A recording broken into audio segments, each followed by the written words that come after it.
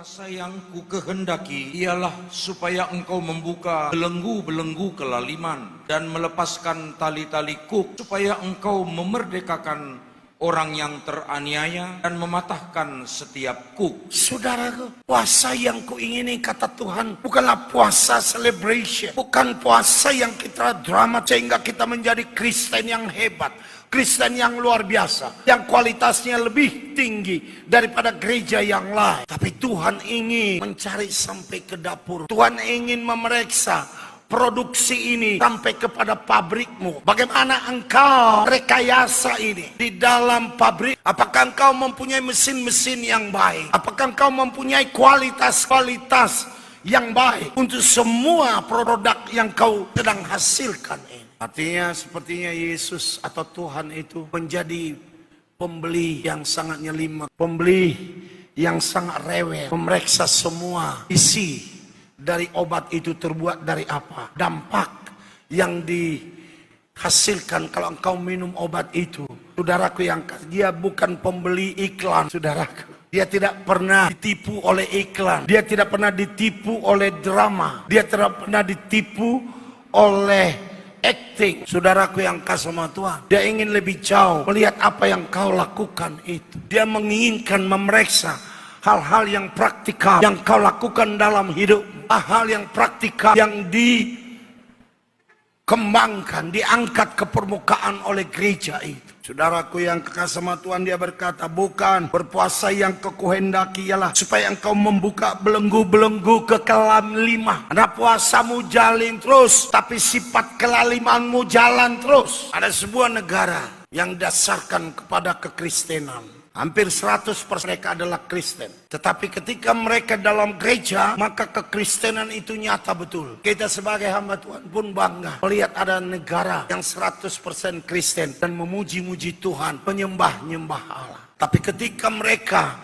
keluar daripada gereja itu, mereka menganut suatu sistem yang bertolak belakang dengan keinginan Allah. Karena mereka menganut apartheidisme. Mereka menjunjung tinggi rasisme. Ada 3 macam warga negara di sana.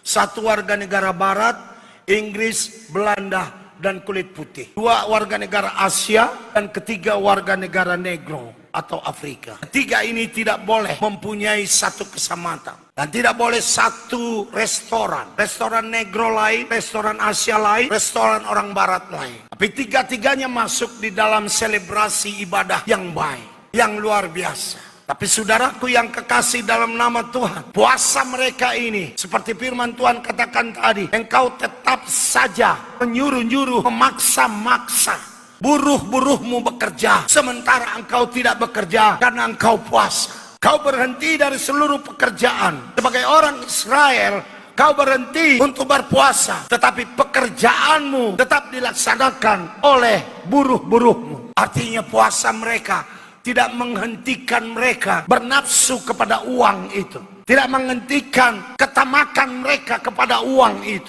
Ibadah jalan terus, ketamakan jalan terus.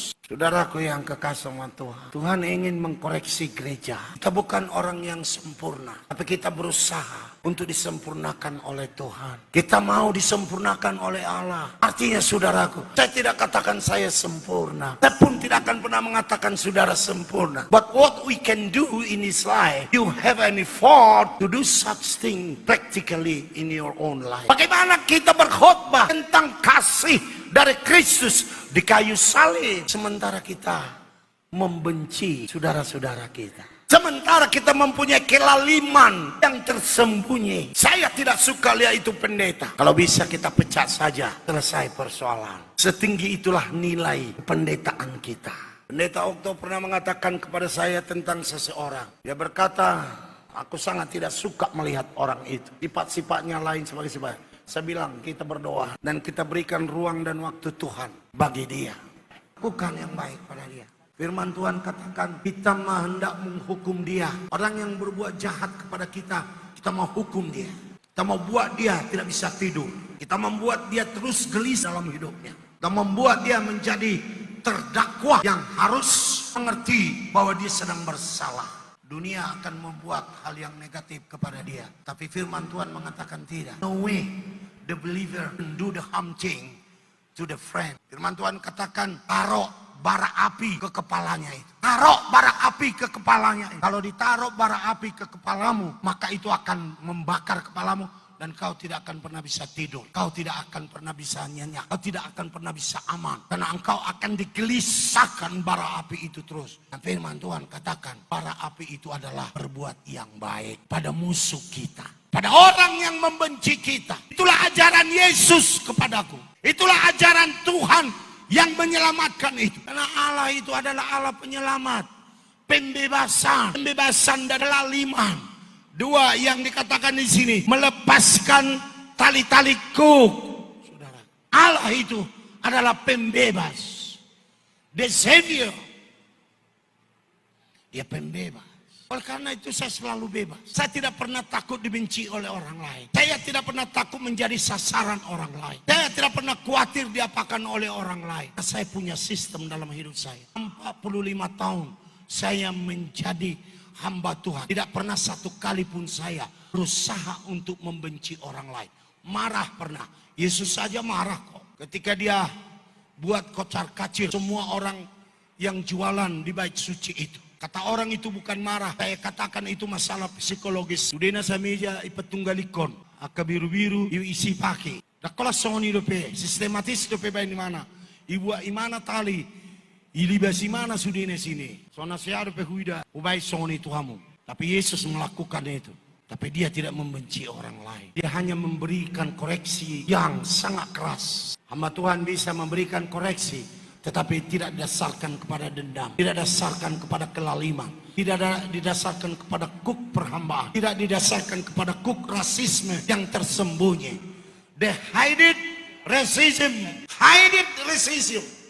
Rasisme yang tersembunyi. Rasisme rohani. Saya melihat dengan mata kepala saya itu. Bagaimana salah satu suku bangsa merasa dia lebih tinggi dari suku bangsa yang lain. Bagaimana pula inferioritas dari suku bangsa yang lain. Melihat suku bangsa yang lain. Orang Batak berpikir bahwa dia tidak akan pernah bisa menjadi pendeta besar untuk suku-suku yang lain. Karena they hidden inferiority because he faced the hidden racism from the other people. Saudaraku yang kekasih sama Tuhan. Gereja ini akan kita bawa pada kebenaran firman Tuhan. Bukan kepada kebenaran firman Tuhan yang kau pikirkan sendiri. Karena the Bible is based on the holistic. Tidak ada satu ayat dalam Alkitab itu pun yang independen. Berdiri sendiri. It is interconnected with the other verses. All over the Bible itself. Gak bisa engkau membangun sebuah doktrin.